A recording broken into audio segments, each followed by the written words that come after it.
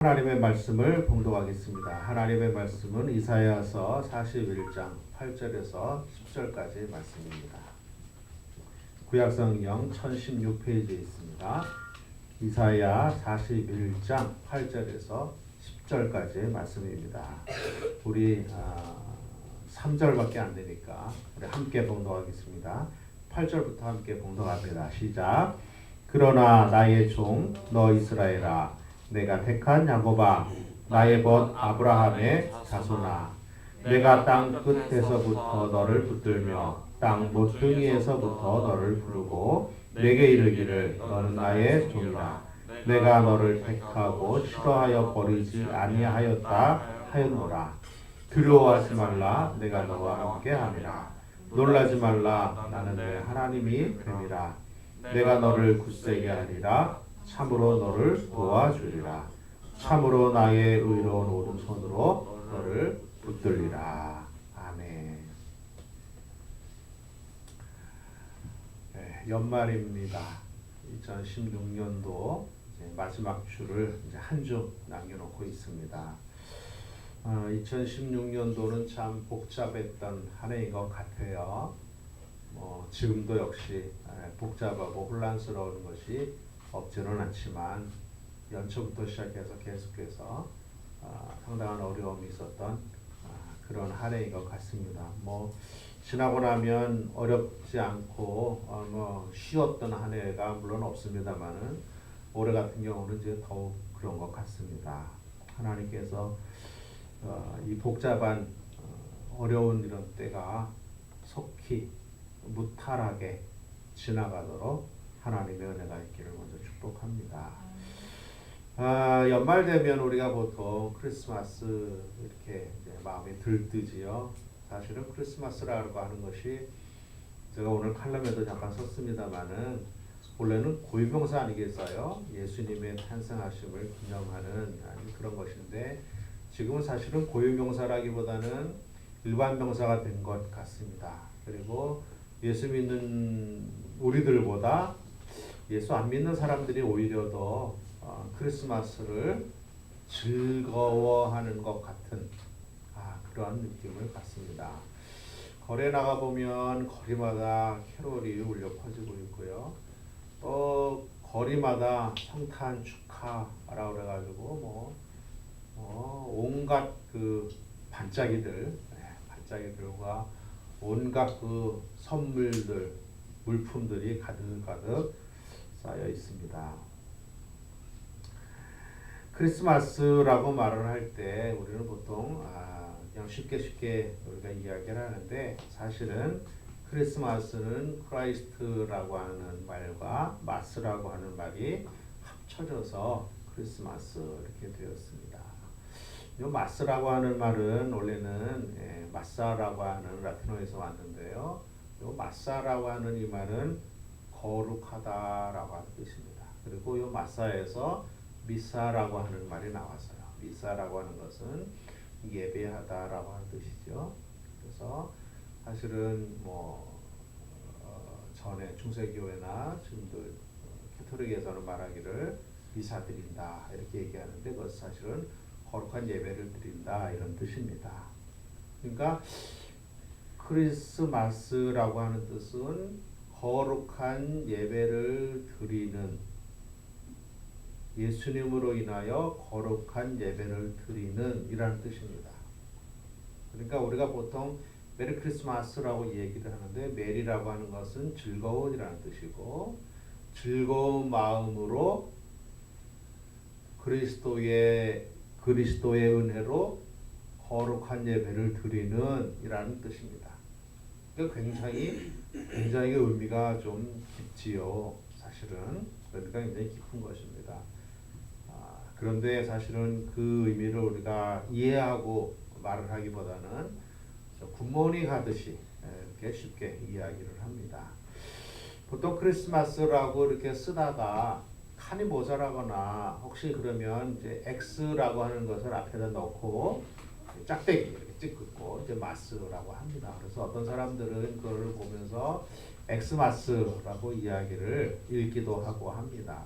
사실은 엑스마스가 아니고 이것은 X라고 하는 이 앞에 이 표시는 헬라어로 크리스토스라고 하는 것입니다. 크리스토스. 이 크리스토스에서 그리스도라고 하는 말이 나왔지요.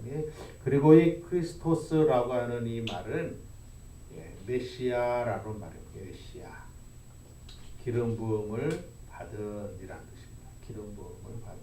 그러니까 크리스마스와 앞에 있는 X를 넣어서 한 크리스토스라고 하는 이 말은 사실은 같은 말입니다. 같은 말인데 쓰다가 이 칸이 모자라니까 이 크리스트라고 하는 이 이름 대신에 뭐 쉽게 간단하게 넣을 수 있는 게 없나 해서 크리스토스에서 이 앞에 있는 대문자 X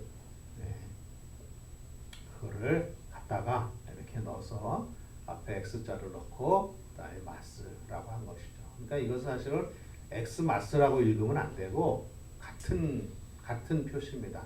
크리스마스 이렇게 읽어야 옳은 이야기입니다. 크리스토스라고 하는 이 헬라어는 기름 부음을 받은 혹은 기름 부음을 받는 자라고 하는 뜻입니다.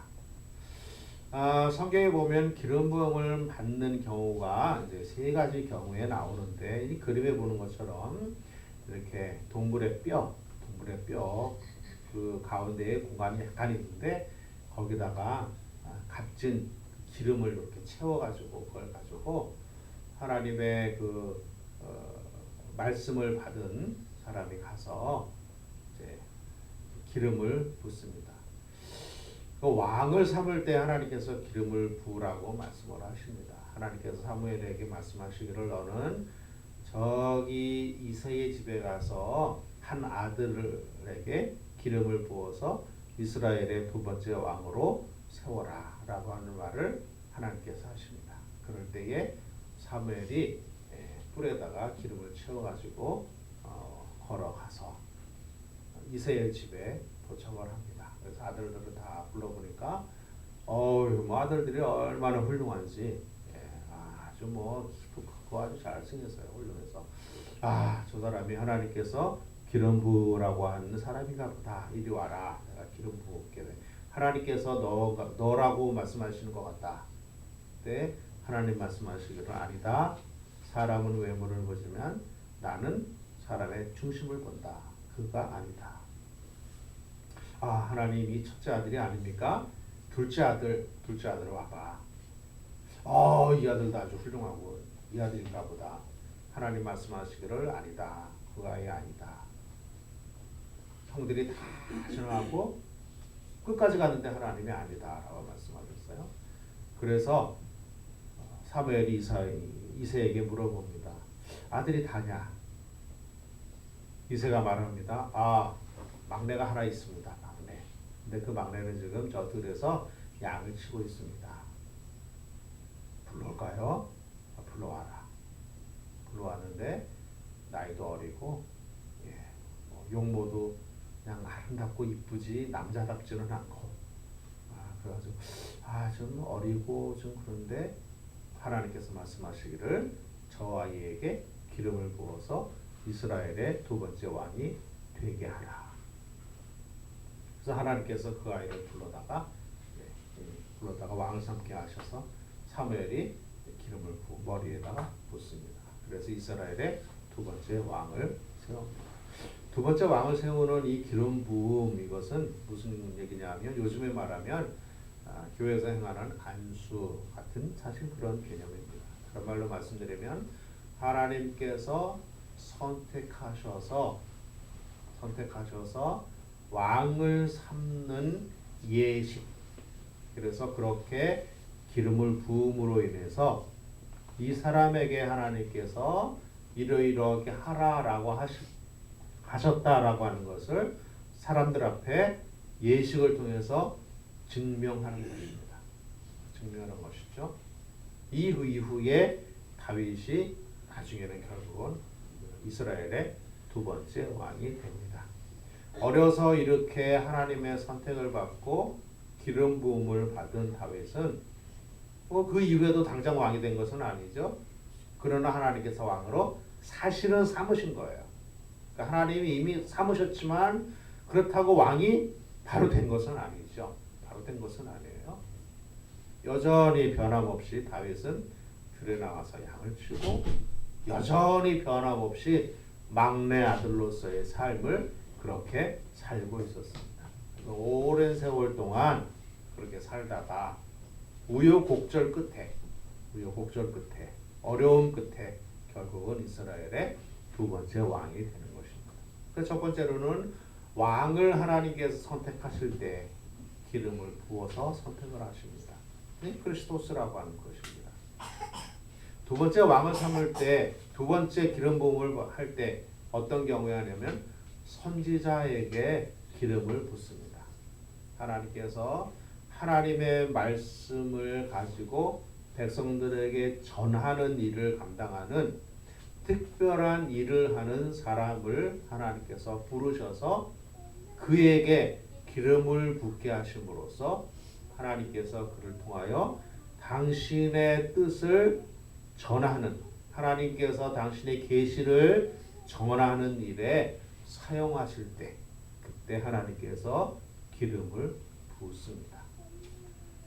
세 번째로 크리스토스라고 하는 말이 들어가는 이 기름 부음이라고 하는 것은 제사장을 삼을 때에 기름을 붓습니다.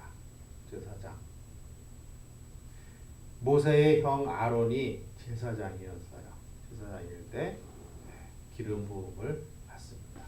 그리고 제사장으로 나아가는 사람들은 이렇게 기름을 부어짐으로써 그가 우리의 인간의 죄를 사하는 제사를 드리는 제사장으로서의 역할을 감당하도록 부르심을 받는 것입니다.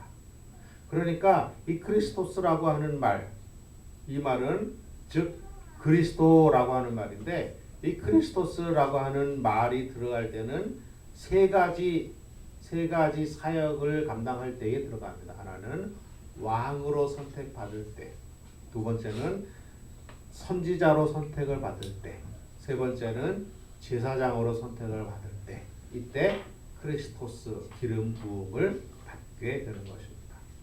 근데 성경에 보면 마태복음 1장 18절에 보면 예수님에 대해서 시작부터 예수님에 대해서는 예수 그리스도의 나심은 이러하니라 라고 말씀하심으로 인해서 예수님에 대해서는 처음부터 그리스도라고 하는 명칭을 사용을 하고 있습니다. 다른 말로 말씀드리면 예수 그리스도는 누구에 의해서 기름 부음을 받아서 왕이 되거나 기름 부음을 받아서 선지자가 되거나 한 것이 아니라 하나님으로서 세상에 이 땅에 오심으로 본래적인 그리스도의 신분을 가지고 이 세상에 오셨다라고 하는 것을 의미하는 것입니다. 하나님으로서 이 땅을 다스리는 왕으로서 오시고 하나님의 대제사장으로 우리의 죄를 하나님께 온전하게 자기의 몸을 들여서 자기의 몸을 십자가에 달리게 함으로써 자신을 믿는 세상의 모든 사람들의 죄를 속하는 완전한 대제사장으로 세상에 오셨고 그리고 하나님 자신이 우리에게 나타나신 바 되어서 그 아들을 통하여 하나님의 모든 것을 알 수 있는 계시의 하나님으로 우리에게 오셨습니다. 그러므로 예수 그리스도는 왕으로 오셨고 선지자로 오셨고 대제사장으로 오신 이 세 가지 직분, 이것을 삼중직이라고 이야기하는데 이 세 가지 직분을 온전하게 감당하신 온전하신 분으로 마태복음은 아예 처음부터 시작을 하고 있습니다. 이제 본문에 돌아가서 이사야서 오늘 우리가 함께 읽은 이사야서 41장에 보면 이사야의 활동 시기, 이사야의 그 1장부터 쭉 지나보는 것을 보면요. 이사야는 언제 활동을 했냐 하면 BC 8세기 후반에 활동했던 선지자입니다. 그러니까 북이스라엘이 멸망하는 그 와중에 선지자로 활동을 했던 사람이에요. 그러니까 이 이사야 입장에서는 보면요. 정말 정말 마음이 힘들고 아픈 곤고한 정말 정말 힘든 그러한 때에 선지자 노릇을 했어요. 더구나 단순히 어렵고 힘든 상황에 처한 것이 아니라 선지자이기 때문에 하나님의 마음으로 하나님의 눈으로 세상을 바라보는 사람이거든요. 그러니까 하나님의 눈으로 세상을 바라볼 때 세상이 북이스라엘과 자기의 조국이 어떻게 될 것인지를 사실은 다 알고 있어요. 알고 있어요. 백성들의 죄도 알고 있고 하나님의 심판도 알고 있고 그 다음에 그 주변에서 자기의 나라를 침략하는 할 수밖에 없는 그런 상황에 대해서도 이사야는 너무나 잘 알 수 있었어요. 그것을 바라보는 이사야, 선지자 이사야가 정말 힘들게 사역했던 때가 바로 이 이사야 활동 시기입니다. 북이스라엘은 주전 722년에 멸망을 했고요. 남쪽 유다는 BC 586년에 멸망을 했는데 우리가 잘 아는 대로 이스라엘이라고 하는 나라는 사실은 한 나라였습니다. 한 나라. 그래서 애굽에서 나와서 가나안에 들어갔다가 가나안에 들어가서 여호수아의 그 지도 아래에 이렇게 있다가 그러다가 백성들이 왕을 달라고 그래서 첫 번째 초대 왕 사울이 세워졌고 두 번째 왕 다윗이 세워졌고 세 번째 왕 솔로몬이 세워졌는데 이때까지는 유다와 이스라엘이 하나의 나라로 통일 왕국으로 이렇게 있었습니다. 이렇게 있었는데 솔로몬의 다음 때에 솔로몬의 아들인 르호보암이 처음에 왕이 돼서 이스라엘을 다스릴 때에 백성의 장로들이 이야기를 했어요. 르호보암에게 이야기를 했죠. 솔로몬의 아들 왕이 된 다음에 백성들이 너무 곤고합니다. 왜냐하면 당신의 아버지 솔로몬이 성전을 짓기 위해서 백성들을 너무나 고생을 시켰습니다. 그러니까 당신은 이제 백성들을 좀 쉬도록 유화 정책을 좀 써가지고 백성들을 좀 이렇게 어루만져 주시면 백성들이 당신을 더 존중하고 왕으로 섬길 겁니다. 이렇게 이야기했어요. 나이 많은 대신들은 그렇게 얘기했어요. 그런데 젊은 대신들은 말하기를 아이고 아닙니다. 백성들은 오만하고 건방져서 부드럽게 해주면 쉽게 말해서 말 안 듣고 기어올 겁니다. 그러니까 쉽게 하면 안 되고 더 엄하게 다스려야 합니다. 이렇게 얘기를 했어요. 그때 르호보암이 나이 많은 대신들의 말과 젊은 대신들의 말을 듣고 어떤 걸 선택을 했냐면 젊은 대신들의 그 말을 선택을 했어요. 그러면서 하는 말은 우리 아버지는 채찍으로 너희를 다스렸지만 나는 너희를 전갈로 다스리겠다. 이렇게 얘기를 했어요. 그러면서 하는 말이 우리 아버지의 허리보다 나의 새끼손가락이 더 굵다. 이렇게 얘기를 했어요. 무슨 말이냐면 우리 아버지는 너희를 그래도 채찍으로 이렇게 다스릴 만큼 그 정도였지만 나는 돌 가진 전갈로 너희를 다 엄하게 다스릴 것이다. 이렇게 얘기를 했어요. 그러니까 이스라엘의 지파가 12지파잖아요. 그 중에서 유다 지파와 그 주변에 있는 거 한 지파, 그래서 두 지파 반인데 그쪽만 남겨놓고 그쪽만 그 다윗의 집이 속해 있는 그쪽만 남겨놓고 나머지 10지파가 돌아섰어요. 우리가 다윗의 집과 무슨 상관이 있느냐 돌아서 반역을 했어요. 그래서 따로 왕을 세웠습니다. 그래서 그 10지파가 나가서 왕을 세운 그 왕이 여로보암입니다. 여로보암은 르호보암의 군대 장관이었어요. 장관. 그래서 그 사람을 자기들의 왕으로 삼아서 나라가 드디어 둘로 쪼개집니다. 그러니까 사실은 북쪽 이스라엘은 10지파, 남쪽 유다는 2지파. 그러니까 사실 숫자적으로는 많이 차이가 나죠. 그랬는데 이렇게 쪼개져 가지고 각기 다른 왕조를 이스라엘이 이제 갖게 되는 겁니다. 분열 왕국이라고 그러는데 BC 722년에 북이스라엘은 침략을 받아서 멸망을 하게 됩니다. 이때에 이사야가 활동을 했습니다. 그러니까 얼마나 이 모든 상황들을 알고 있는 이사야 입장에서는 얼마나 그런 거를 볼 때 결과를 뻔히 아는데 얼마나 힘들었을까요? 근데 오늘 본문에 보면 그 내용은 유다 쪽을 향해서 한 예언이에요. 사실은 유다 쪽을 향해서. 그러니까 유다 쪽을 향해서 한 예언인데 무슨 얘기냐 하면 두려워하지 마라. 하나님이 너와 함께 할 것이다. 지금 멸망은 북쪽 이스라엘이 멸망하고 있는데 아직 멸망하지 않고 있는 남쪽 유다를 향해서 지금 이사야는 예언을 하고 있습니다. 이스라엘아, 걱정하지 마라.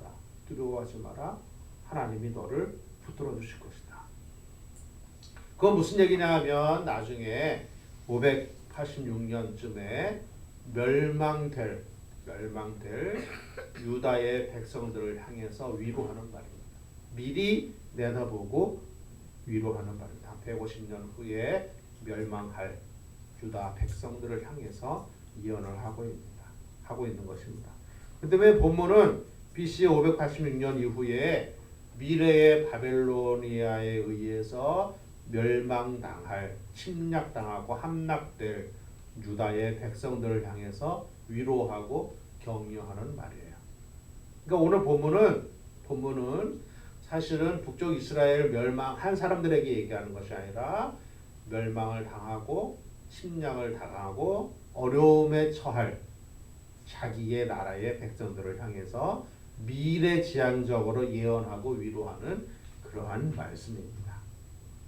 오늘의 본문에서 두 가지 단어가 중요합니다. 하나는 뭐냐면 너라고 하는 말과 하나는 함께라고 하는 말입니다. 이 두 단어가 오늘 본문에서 가장 중요한 핵심의 단어입니다. 8절과 9절에 보면 너에 대한 이야기가 이렇게 나옵니다. 제가 8절과 9절을 한번 봉독하겠습니다. 그러나 나의 종 너 이스라엘아, 내가 택한 야곱아, 나의 벗 아브라함의 자손아, 내가 땅 끝에서부터 너를 붙들며 땅 모퉁이에서부터 너를 부르고 내게 이르기를 너는 나의 종이라. 내가 너를 택하고 싫어하여 버리지 아니하였다 하였노라. 그러니까 여기 본문에 보면 하나님께서 누구에게 지금 이야기를 하고 있냐면 멸망당할 유다 백성을 향하여 이야기하고 있는 거죠. 유다 백성을 향해서 뭐라고 말씀하시냐면 너 그러면서 너에 대한 설명을 무엇이라고 이야기하냐면요, 나의 종이라고 이야기합니다. 나의 종 또 이스라엘아, 택한 야곱아, 나의 벗이고 아브라함의 자손아, 이렇게 이야기를 합니다. 이게 하나하나 이렇게 따져보면 시간이 참 많이 걸리는데요. 특별히 택한 야곱이라고 하는 말에 좀 주목을 할 필요가 있어요. 택한 야곱. 사실은 야곱은 우리가 볼 때에 어떤 사람이에요? 그 야곱이라고 하는 이름 그대로 다른 사람의 발목을 잡고 끌어당겨서 내가 그 사람 위에 올라가면서 살아가는 사람, 이러한 인생이 바로 야곱이거든요. 그런데 하나님께서 야곱을 어떻게 했다고 하냐면 택했다라고 택했다.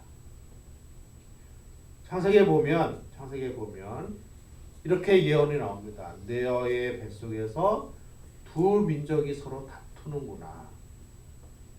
큰 자가 작은 자를 섬기겠고 작은 자가 큰 자를 다스리리라. 하나님의 택하심이야. 다른 말로 말씀드리면 하나님께서 세상에 많은 사람들 가운데에 택하신다는 것이죠. 고르신다는 뜻이에요. 딱 봐서 그 대상이 아름답고 멋있고 훌륭하고 자격이 있어서 너 참 훌륭하구나. 내가 너 택할게. 이거는 사람의 택함이에요. 사람은 그렇게 택합니다. 하나님은 그렇게 택하지 않으셔요. 그냥 하나님이 기쁘신 뜻대로 택하신 겁니다. 우리가 보통 결혼할 때 어떻게 결혼해요? 다 보잖아요. 결혼할 때 상대방이 어떤가, 건강한가, 뭐 돈은 좀 얼마나 있나, 직업은 어떤지, 성품은 어떤지, 키는 얼마나 한지, 뭐 어쩐지 저쩐지, 뭐 눈은 마음에 드는지, 코는 마음에 드는지 다 이렇게 체크를 하잖아요. 사실 우리는 그런 거 체크 안 하고 뭐 결혼한 사람이 많이 있겠습니다만은 사실은 다 체크를 하고 결혼을 해요. 그리고 체크해서 결혼한 다음에는 일단 그걸 덮어야 돼. 덮어야 되는데 체크해서 결혼한 다음에 진짜 그런지 그걸 확인을 다 안 하고 있어요. 그러니까 다툼이 일어나잖아요. 사람은 무엇인가 선택을 할 때는 선택의 기준이 있어요. 이만 하면 내가 택하겠다. 나 하나님은 그렇지 않으세요. 그냥 하나님이 너 하나님이 택하시는 겁니다. 사랑하는 성도 여러분, 야곱을 하나님이 택하셨어요. 근데 왜 택하셨나? 아무도 몰라. 왜? 야곱은 하나님의 선택을 받을 만큼 어떤 무엇이 돼 있는 사람이 아니었어요. 그렇지 않습니까? 그가 창세기에 기록된 그의 삶을 이렇게 보면 아이고 하나님이 잘못 택하셨나 보다 라고 하는 생각이 들 정도로 넘어지고 자빠지고 계속 그렇게 진흙탕에서 계속 그렇게 구르는 인생이야. 하나님은 결코 그것 때문에 택하신 것이 아니에요. 그냥 하나님이 택하신 거예요. 사랑하는 성도 여러분, 하나님이 이스라엘을 그렇게 택하셨어요. 하나님이 아브라함을 그렇게 택하셨어요. 그런데 이 오늘 본문을 보니까 하나님께서 그 유다의 백성을 향해서 그렇게 말씀하세요. 택한 야곱아. 그런데 사실은 여기에서 말하는 이 하나님께서 말씀하시는 유다 백성은 오늘날로 말하면 우리를 의미하는 것입니다. 오늘날로 말하면 우리를 의미해요. 성도된 우리를 하나님께서 지칭해서 말씀하시는 겁니다.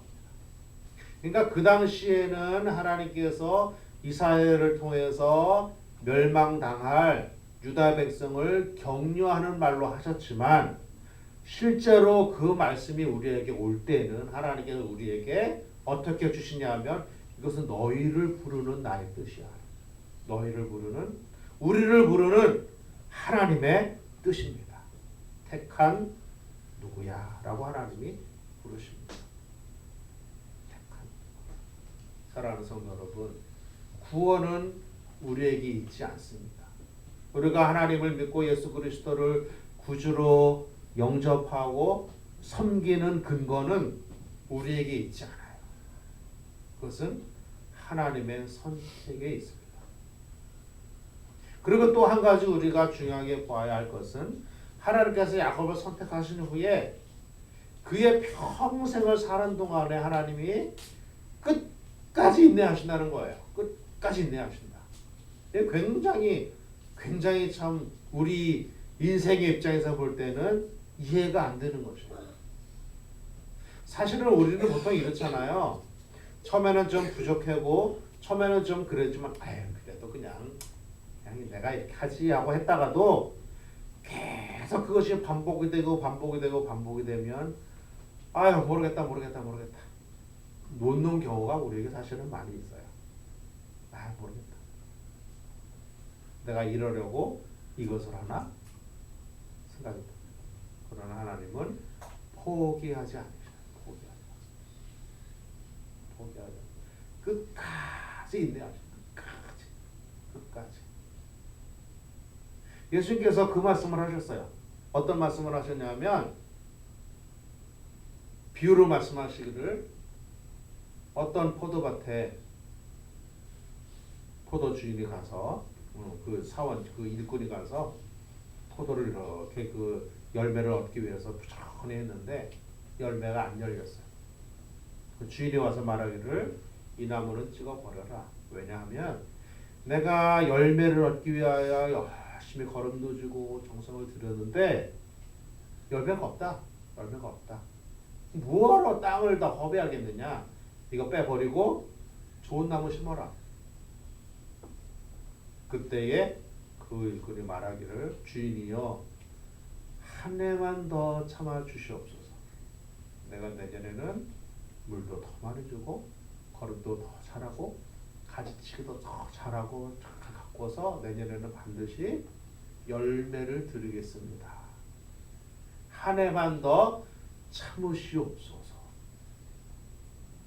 이것이 바로 인내입니다. 이것이 바로 인내. 택한 야곱의 경우에 하나님께서 보실 때에 한 해, 두 해 참으신 것이 아니에요.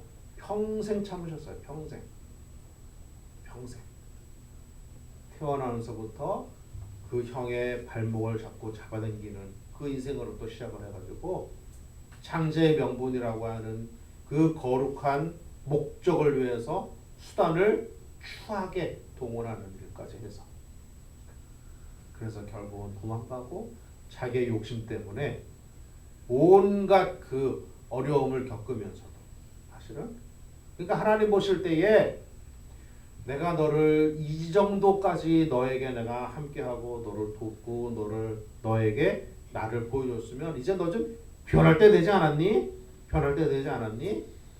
너 나이가 지금 몇이냐? 아유 이제 난 모르겠다. 하실 만도 한데 하나님은 그러지 않으시고 끝까지.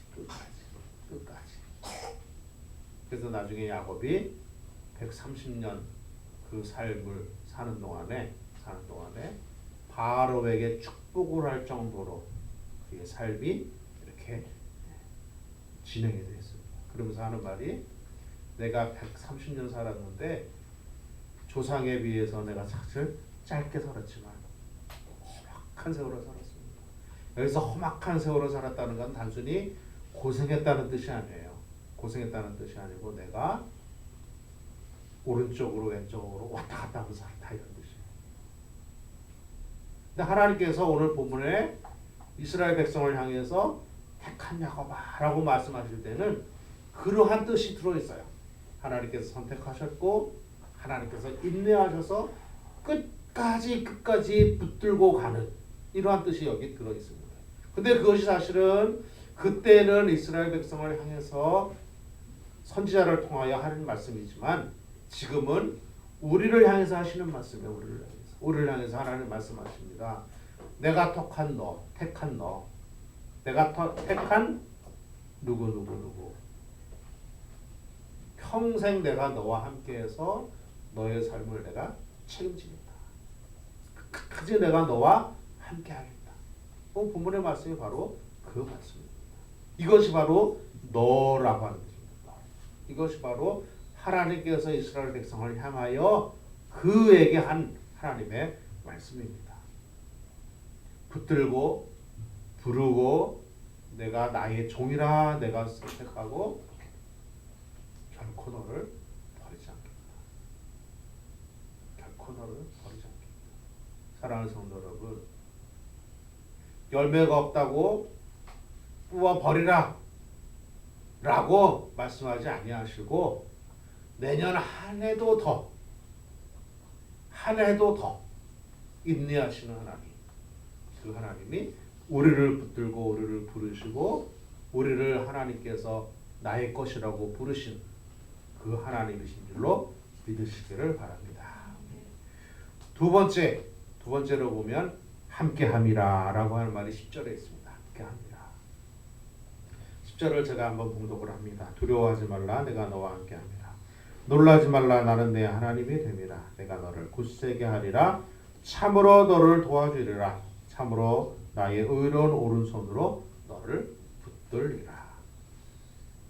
성경에 보면 하나님께서 평생 함께 하신 사람들의 기록이 참 많이 나옵니다. 참 많이 나오죠. 모세도 그렇고 여호수아도 그렇고 삼손도 그렇고 우리 대한민국에 훌륭한 분들도 많이 있잖아요. 주기철 목사님도 그렇고 손영환 목사님도 그렇고 사실은 이런 분들 이외에도 보이지 않게 묵묵히 믿음으로 사는 사람들이 참 많이 있어요. 근데 그들의 공통점이 뭐예요?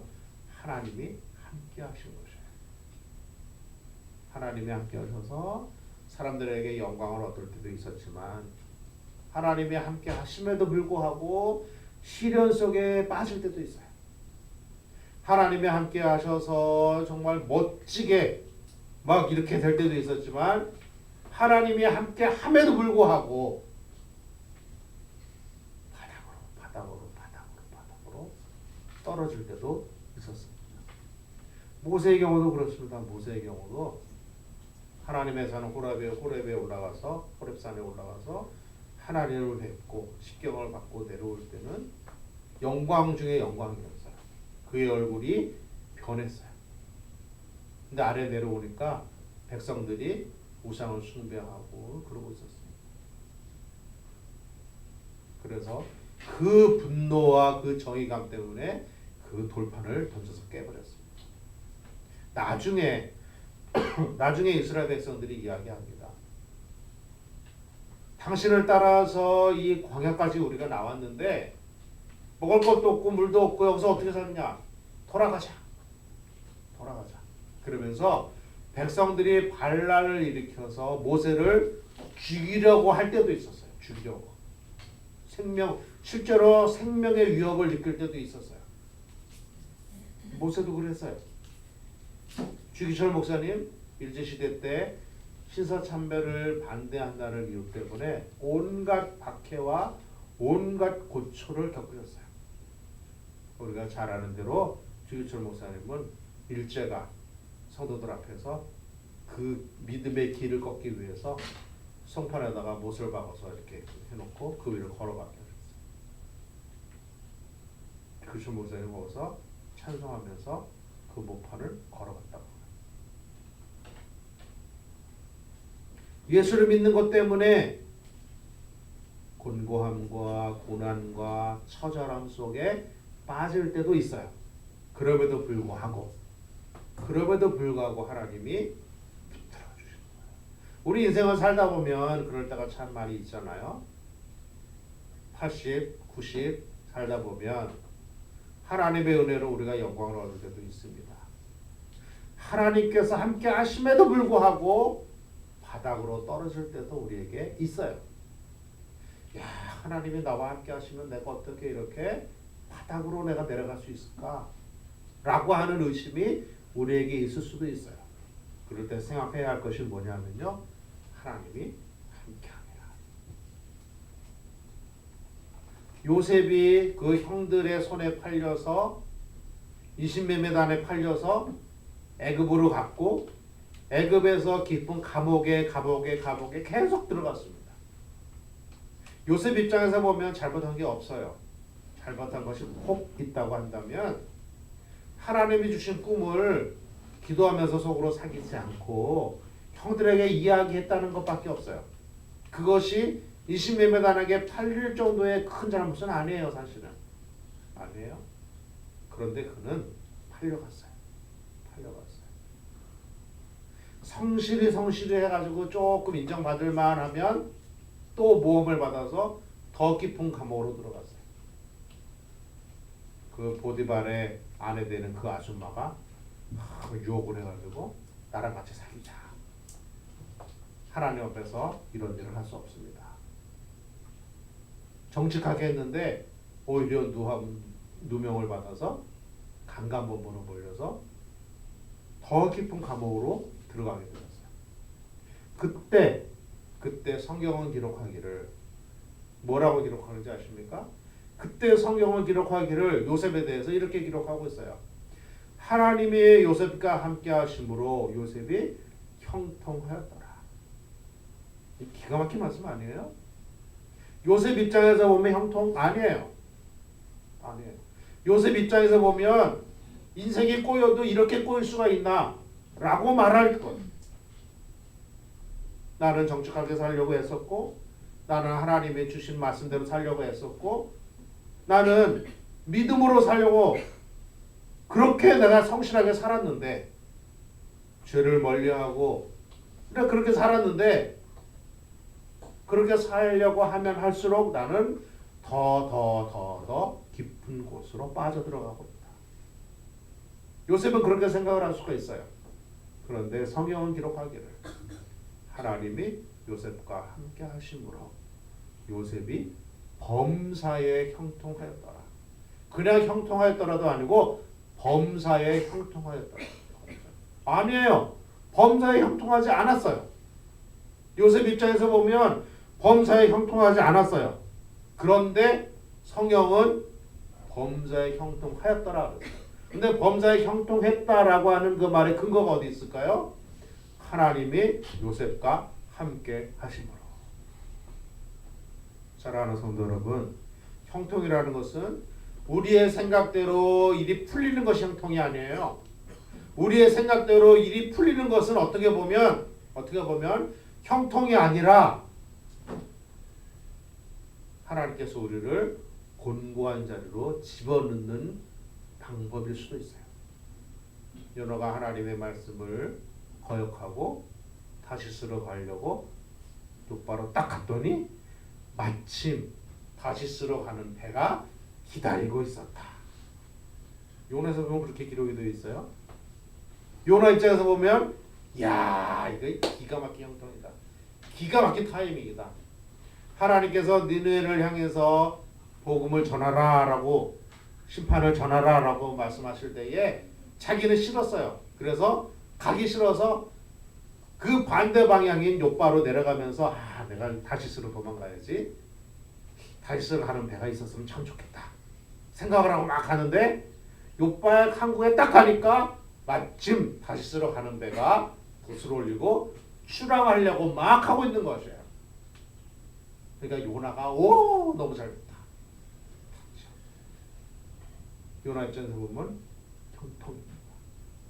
그러나 하나님께서 형통을 주시지 않으신 거예요. 사실은. 왜냐하면 그 배를 타고 바다로 나갔다가 풍랑을 만나서 결국 큰 물고기 뱃속에 들어가서 사흘 동안이나 생고생을 하는 그러한 상황에 요나가 처하게 된 것이죠. 그러니까 형통이라는 것은 내 앞에 내가 원하는 대로 일이 잘 풀리는 것이 형통이 아니라 하나님께서 함께 하시는 것이 형통이라는 것이죠. 하나님이 함께 하시는 것, 이것이 형통이에요. 우리 성경에 보면 모두가 그런 얘기를 하고 있는 것이에요. 하나님이 함께 하시는 것이 형통이다. 오늘 본문에 보니까 하나님께서 택한 야곱에게, 우리에게 하시는 말씀이 뭐예요? 내가 너를 붙들리라, 내가 너와 함께 하리라. 함께 하리라, 함께 하리라, 함께 하리라, 함께 하리라. 이것이 형통인 줄로 믿습니다. 보라, 처녀가 잉태하여 아들을 낳을 것이요 그 이름을 임마누엘이라 하리라. 여기서 이 임마누엘이라라고 하는 이 말은 하나님이 우리와 함께 하십니다. 구약 시대에는 하나님께서 특정한 사람에게 특정한 일에 하나님이 함께 하셨어요. 사실은요. 그래서 이스라엘 백성들이 어려움 당할 때에 그 가운데 하나님이 어떤 사람을 선택하셔서 함께 하셔서 사사로 세우셔서 이스라엘을 지도하게 하셨고, 왕을 선택하셨고, 하나님이 그렇게 하셨어요. 선지자를 선택하셨고 그렇게 하셨어요. 그러나 지금은 하나님이 그렇게 하지 아니하시고 예수 그리스도를 세상에 보내심으로 전 인생에 걸쳐서 우리와 함께 하시는 임마누엘의 하나님을 체험할 수 있도록 하나님이 하셨습니다. 오라, 처녀가 잉태하여 아들을 낳을 것이요 그 이름을 임마누엘이라 하리라. 임마누엘이 하나님 예수 그리스도를 의미하는 것입니다. 성경에 보면 우리와 함께 하시는 그 하나님께서 우리의 전 생애를 도우시고 인내하시고 함께 하십니다. 성도의 견인이라고 하는 중요한 믿음의 여정이 있는데요. 이 성도의 견인이라고 하는 말은 이런 것이에요. 우리가 평생 하나님께서 우리를 선택하셨고 무조건적인 하나님의 은혜를 우리에게 부어주시고 우리로 하여금 예수를 믿게 하셔서 우리가 하나님의 사람이 되게 하나님이 하셨다면, 우리가 그래서 성도라면 하나님 우리를 끝까지 견인하신다라고 하는 거죠. 근데 여러분, 이 견인이라는 것이 무슨 뜻인지 혹시 아세요? 견인. 우리가 보통 견인 그러면 끌어간다라고 이렇게 이야기하잖아요. 그래서 우리가 생각하기를 하나님이 우리의 삶을 끌어가시나 보다 이렇게 생각하잖아요. 근데 그게 아니에요. 그게 아니에요. 성도의 견인이라고 하는 말은요, 참는다라고 하는 뜻이에요. 하나님이 우리의 행위를 참아주신다. 견인입니다. 이 견자는 구들 견자에다가 인자는 참을 인자예요. 하나님께서 우리의 행위와 우리의 삶을 보시면 이거 버려도 그냥 버려도 돼. 근데 하나님이 그렇게 하지 않으시고 끝까지 참으시는 거예요. 끝까지 참으셔서 우리로 하여금 하나님의 온전한 사람이 될 때까지 우리를 끝까지 참으시고 기다리시는 거. 그러시면서 도우시는 거. 이게 성도의 결입니다.